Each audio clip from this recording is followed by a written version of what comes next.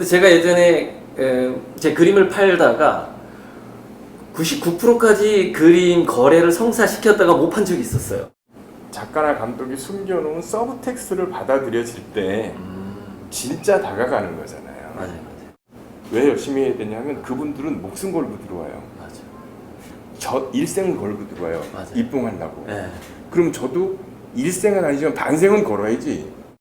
그분이 그 창작자가 가진 상품성을 높이면 우리도 돈 벌어요. 이야기는 갈등이 있어야 재밌어져요.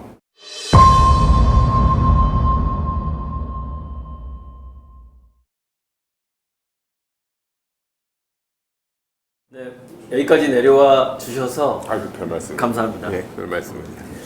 본론으로 들어가죠. 네. 제가 이제 강의를 잘 들었고요. 재미가 정말 중요하다. 재미, 감동, 의미 뭐 이런 얘기를 들었는데 화가로서 이제 계속 이제 그림에 대해서 생각하면서 강의를 듣게 되더라고요. 조선시대 때 그림 같은 경우에도 보면은 뭐 잉어 그림 많이 나오고 그러면 네. 등용문, 네, 개가 뭘 이렇게 먹는 거 보면은 녹을 먹어라. 네. 요즘에 해바라기 그림 많이 거는데 부자 된다, 돈이 들어온다 이래가지고 지금까지 그림의 소비도 대부분 이야기의 소비하고 거기서 벗어나지 못한다. 거의 이야기의 소비다라는 느낌이 많이 들어요. 근데 물론 조금 더 올라가게 되면 이제 이야기의 소비에서 느낌의 소비, 그 순간적인 감동의 소비 이렇게 이제 좀 넘어가긴 하는데 그래서 이제 그 성경의 초반에 나오는 그게 이제 창세기가 됐든 요한복음이 됐든 간에 그림과 스토리의 관계가 과연 어떻게 될까를 그 생각을 해보다가 이제 성경에서 두 가지 이야기가 생각이 났어요. 태초에 말씀이 계시니라 하고 보기에 좋았더라. 그러니까 그 보시기에 좋았더라는 아마 그 창세기에 나온 것 같고 태초에 말씀이 계시니라 요한복음인 것 같은데 그래서 물론 여러 가지 게 있어요. 그 태초의 말씀이 우리가 생각하는 말씀이 아닐 수도 있는 것이고 그 신의 언어일 수도 있는 거니까. 그런데 창세기에서 보면은 막 이것도 만들고 첫째 날 이것도 만들고 저것도 만들고 쭉 만들다가 그래서 그 만드는 것 자체가 하나의 스토리라면 그러니까 처음에 로고스가 있는 거예요. 이야기의 소재일 수도 있는 거죠. 그러다가 막 뭘 만들어요. 첫째 날 만들고 둘째 날 만들다가 마지막 날 이렇게 보기에 좋았다라 딱 하는 거예요. 보시기에 좋았다라.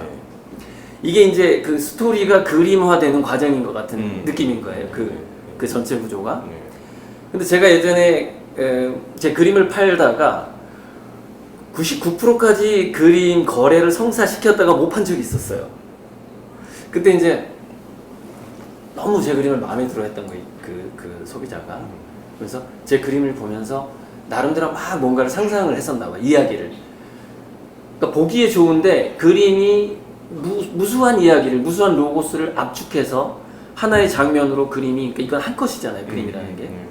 한 컷으로 그 수많은 로고스와 스토리를 압축해서 딱 보여준 순간인데 저는 이게 약간 빅뱅 같은 느낌이 드는 거예요.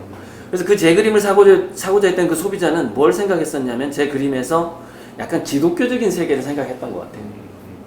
그래서 제가 이제 그림을 설명해 달래 저보고 기독교인인지 어떻게 알아요? 그 사람이 설명했었는데 난 사실 그 불교적인 그 생각을 가지면서 그 그림을 그렸었거든요. 그래서 이 그림은 그 화엄 사상에서 육상원흉이라고 육상원흉 뭐 아무튼 총이 뭐 있는데 그 6가지 상이 결국에는 그 하나로 돼 있다라는 뭐 그런 걸 표현한 거다 그랬더니 불교 이야기 남았어요? 그러는 거예요.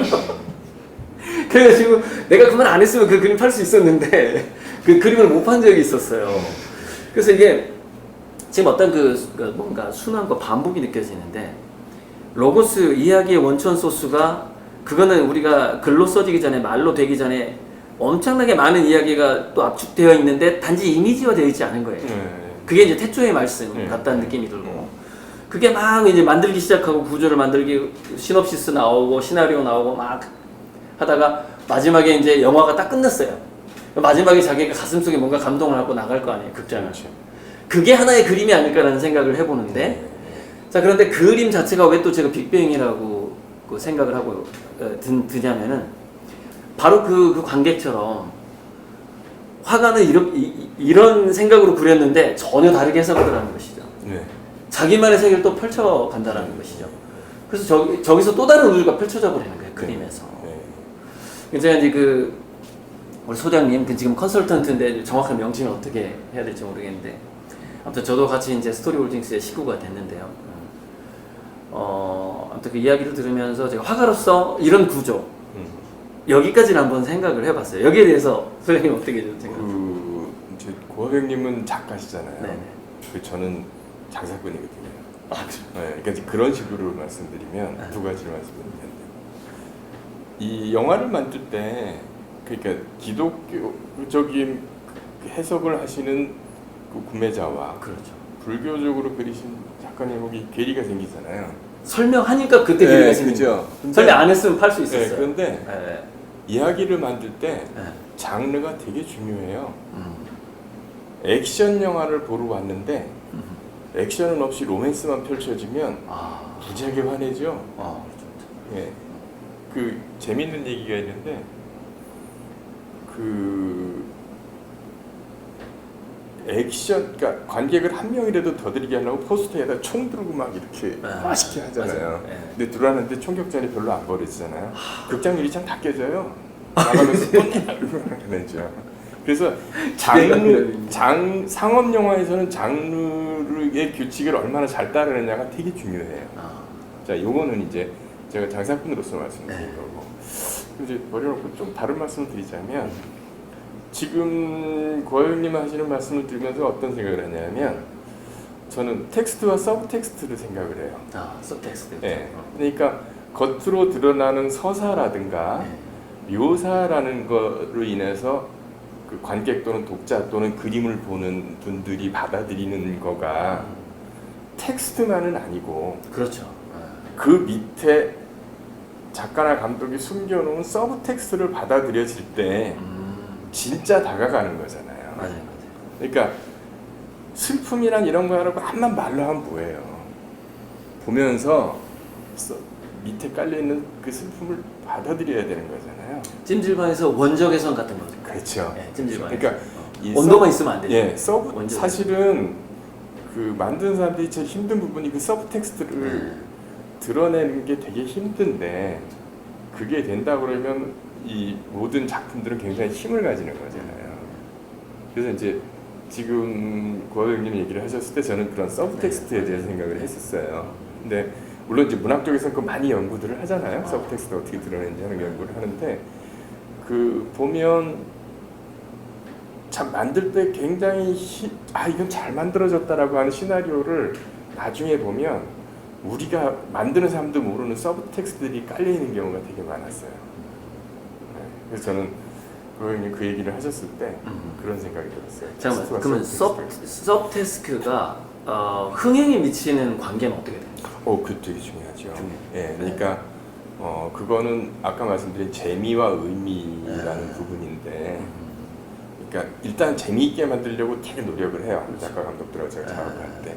그리고 나서 어느 정도의 궤도에 올라가면 이제 되게 기한이 있고 막 쫓기고 작업들 하는 경우가 많잖아요. 근데 재미는 최대한 그 기한 안에 맞추려고 애를 쓰는데, 거기에 의미를 어떻게 넣을까를 저는 고민을 되게 많이 해요.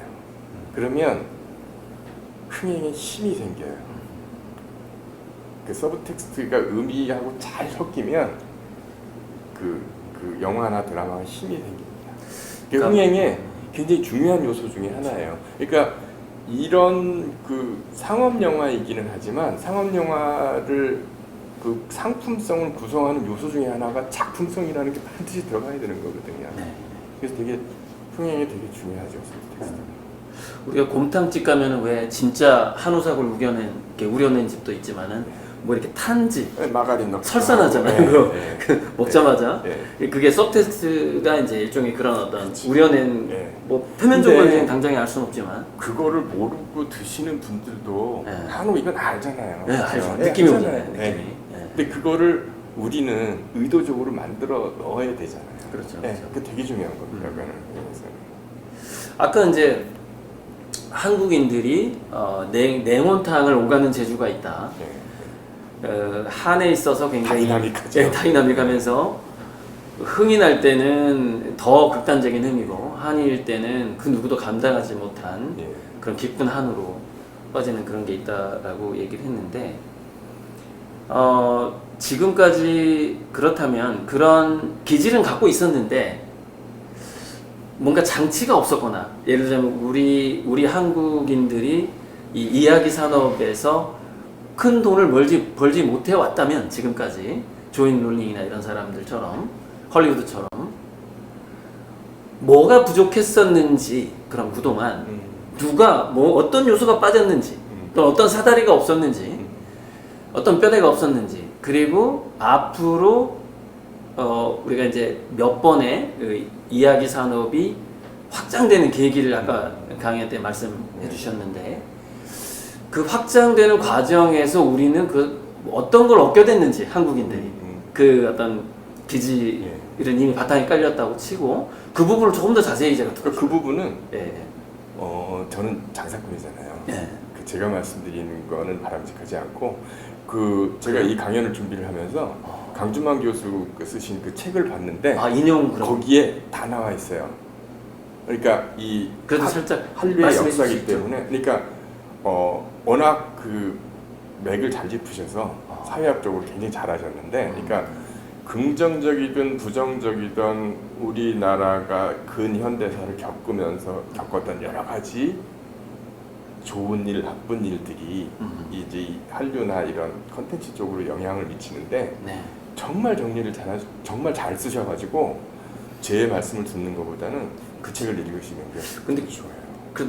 그래도 끝 부분에서 이제 우리가 그럼 스토리 홀딩스 이야기로 우리 그 사업 이야기로 들어와서 그러면 우리 스토리 홀딩스라는 회사가 이제 기업형으로는 처음이잖아 한국에서 국내 처음인데 우리의 비전이라는 것을 전달하면서 조금 전에 제 그 너무 많은 대답을 요구했던 그 무례한 그걸 잊어주시고 그러면은 좀 더 좁혀서 스토리 홀딩스라는 회사의 입장에서 우리에게는 이런 좋은 기회가 왔다 이렇게 좀 가볍게 좀 대답을 그러니까 그거는 그러니까 사실은 가벼운 건 아니고 네. 어떻게 보면 스토리 홀딩스의 그 아이덴티티거든요. 이거는 존재이거든요. 네. 그 부분을 좀 근데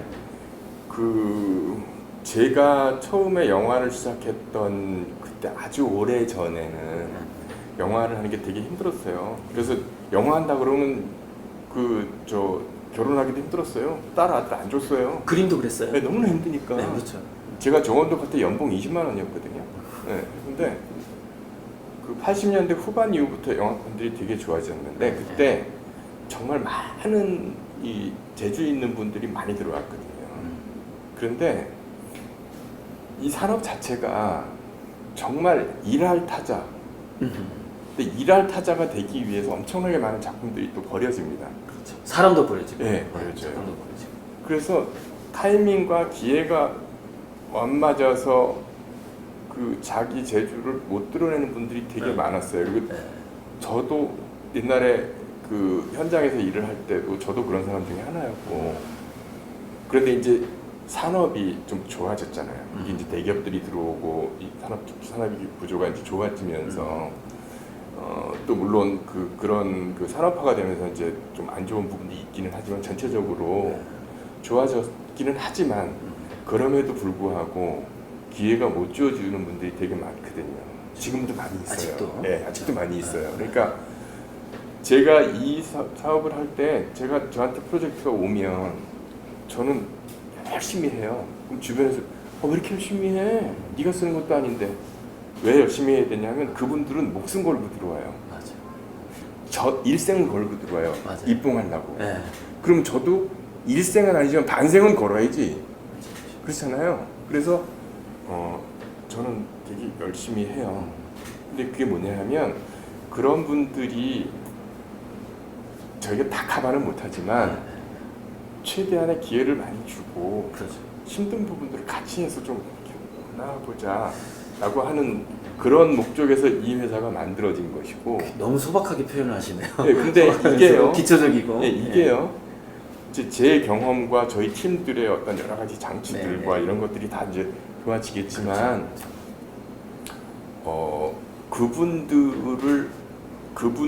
그분이 그 창작자가 가진 상품성을 높이면 우리도 돈 벌어요. 그죠? 네. 이게 출발점입니다. 이게 되게 중요한 겁니다. 이게. 헐리우드에 가면 네. 헐리우드에 있는 식당들에 있는 웨이터들이라든가 웨이트레스라든가 네. 주차 관리요원들이 집에 가서 시나리오 써요. 또는 그 일 끝나고 배우 스튜디오 가서 연기를 해요. 그 그러니까 분위기 속에 들어가 있는 거지 이미. 예. 그냥. 자기의 일부러. 탤런트가 빛을 볼 때까지 그렇죠. 웨이트레스 해가면서 노력을 하는 겁니다. 우리 이 사업 속성 자체가 그런 게 있어요. 근데 저는 좀 더 이펙티브하게 맨땅에 헤딩하게 정도는 하지 말고 좀 방향을 알고 가게 저희가 이제 백업을 해드리려고 하는 그런 부분이거든요. 근데 그거는 강주만 교수 책을 보시면 아시겠지만 이제 그런 토양들이 돼서 이 크리에이티브가 재주 좋은 사람들이 엄청나게 많습니다. 그분들을 조금이라도 더 이렇게 물론 저희가 100% 성공하는 건 아니지만 조금이라도 더 많은 기회를 드리기 위해서 이렇게 애를 쓰는 거죠. OTT 시장이라고 그러네. 네, OTT 예. 온라인 스트리밍으로 예. 이렇게 예. 휴대폰 안에서 굉장히 많은 회사를 이제 이렇게 골라서 보게 되었는데 이게 전 세계 뭐 이제 그 와이파이가 깔린 인구가 머지않아 50억 명이 된다는 얘기가 있어요. 지금이 한 30억 명 전후. 근데 어쨌든 2배 정도로 이제 더 성장을 하게 되고 시장이 이제 인구만 해도 이제 벌써 사실 전반적인 인구가 우리나라 인구가 줄어드는 것 같지만 인도, 중국 이런 데는 아니잖아요. 동남아 이런 데서 이제 굉장히 그 사람들이 그 OTT 그러니까 스트리밍으로 영화를 보는 사람들이 많아질 텐데 그렇다면은 이 시장이 넓어지는 것은 전 세계적인 현상이란 말이죠. 그렇죠. 전 세계적인 그렇죠. 현상인데 네. 한 번만 더 들어가서 질문을 해보자면 그러면은 미국 작가들에게도 유리하고 일본 작가들에게도 유리하고 같은 질문을 또 드리는 겁니다. 중국 작가한테도 유리하고 다 유리할 텐데 소장님은 분명히 구체적으로 말씀해 주시지 않았지만은 한국 사람들이 가장 유리하다라는 것을 강연 때도 얘기하셨고 조금 전에도 얘기하셨고 스토리홀딩스가 돈을 많이 벌 거다라고 얘기했단 말이죠. 힌트만 좀 더 주세요. 그러니까 이런 게 힌트를 좀만 더 있어요. 주세요. 그러니까 네. 같은 아시아 영화라도 네. 일본이나 인도 영화나 중국 영화하고 네. 한국 영화하고는 차이가 많이 나요. 네. 인도 영화는 혹시 아세요? 인도 영화 상업 영화를 보면 네. 스토리가 흘러가다가 잠깐 끊고 사람들이 다 나와서 춤추면서 뮤지컬. 노래를 막 네. 불러요. 네. 그리고 네. 또 스토리가 이어져요. 네. 그러니까 인도 사람들은 되게 인도 관객들은 좋아하는데 몰입하고 싶은 사람들은 좀 뭐야 이렇게 되죠. 근데 일본 영화들은 그 뭐라 그럴까요? 이게 우리가 결이 좀 달라요. 일본 영화 딱 보면 일본 같은 느낌이 있어요. 민족성이 나오는 거예요. 그런 것도 있는 것 같아요. 근데 한국 영화는 드라마틱해요.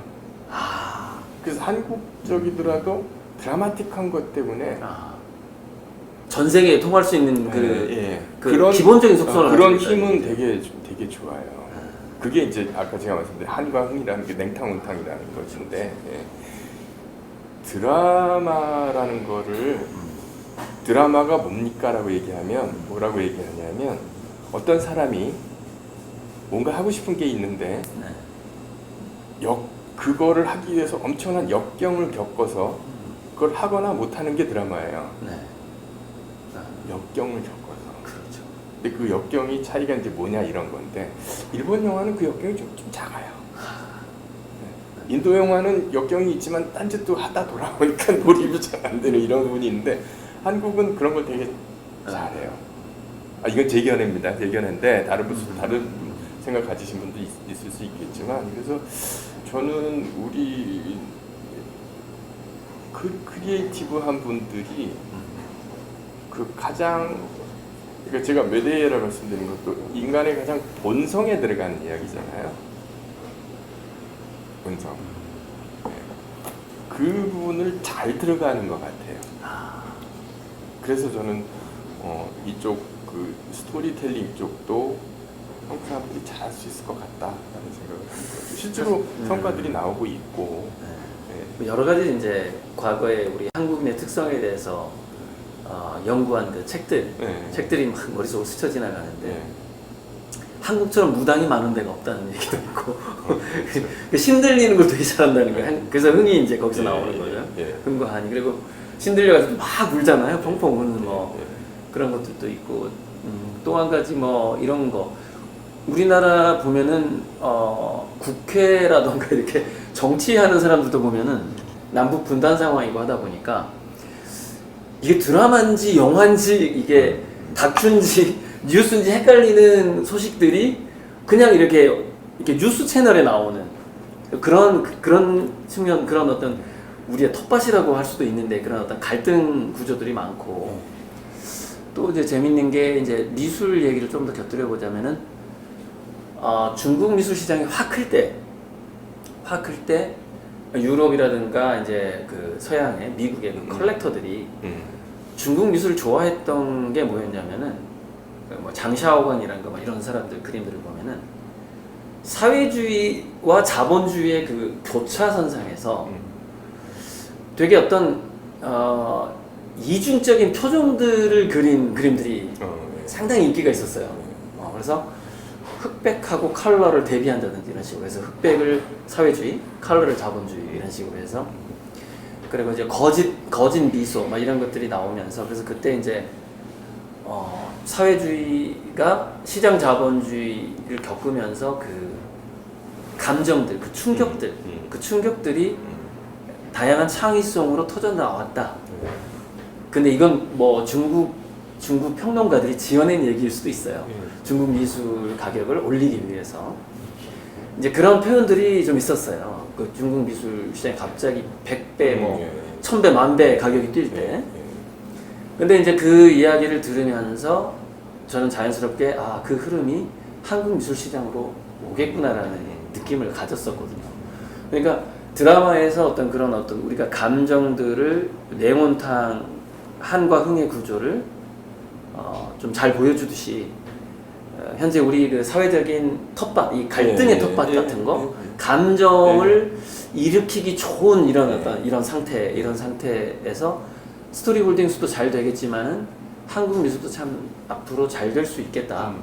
그런 생각을 갖고 있거든요.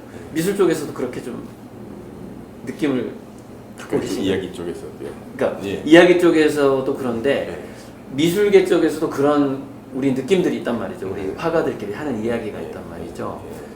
그쪽을 느껴보신 적 있으세요? 저는 미술을 잘 모르니까 잘 몰라서요? 이제 말씀드린 이런 건 있죠. 그러니까 그 강지만 교수 책에도 나오지만 그 우리나라가 압축 성장을 했잖아요. 네, 그렇죠. 압축 성장. 정말 빠른 시일 내에 제가 어릴 때는 이 휴대폰은 꿈도 못 꾸고 전화를 걸려면 동네 약국 가서 동전 몇 개 주고 전화 걸었어야 됐어요. 근데 지금 휴대폰 다 들고 있잖아요. 그 전화파는 복덕방 아시죠? 그러니까 그렇게 압축적인 성장을 하다 보니까 갈등이 많았다. 이야기는 갈등이 있어야 재밌어져요. 맞아요. 네, 그러니까 그런 배경 그거하고는 절대 무관하진 않습니다. 그런데 이제 이런 건 있죠. 생각을 해보십시오. 지금 오랜 기간에 거쳐서 그 갈등을 만들고 좋은 이야기를 만들 수 있는 소양이 이렇게 양축됐는데 중국으로 반환되기 전에 홍콩에서 영화 산업이 무지하게 셌죠. 주윤발, 까만 코트, 이쑤시개, 권총, 우상 강도, 비둘기, 느와르. 그 전에 외파리 시리즈 왕후, 검경 영화 무지하게 셌잖아요. 그러다가 중국으로 반환되기 직전부터 무너졌어요. 크리에이티브 인력이 다 나갔잖아요. 미국으로 가고 캐나다로 가고 다 떴죠. 주윤발을 헐리우드 가서 찍고 우상 감독 헐리우드 가서 액션 영화 찍고 이랬잖아요. 그러니까 이제 사실은 이야기 산업이라고 하는 것은 미술은 제가 잘 모르니까 뭐 논의를 하고 사회적인 분위기하고 아주 밀접해요. 사실은 굉장히 밀접하고 지금은 그동안의 갈등을 겪고 하는 그런 여러 가지 것들을 충분히 터트릴 수 있는 소양이 다 됐다. 아주 훌륭하게 잘 서 있다. 그래서 지금 이 만개할 것이다라고 저는 그렇게 보는 것이고 이제 앞으로 얼마나 갈 것이냐 그건 이제 산업적으로 뭐 정책적으로 잘 관리를 해야겠죠. 홍콩 같은 그건 이제 격변이긴 하지만 잘 관리를 해서 간다고 하면 스토리텔링에서는 당분간은 굉장히 큰 힘을 발휘할 것이다 저는.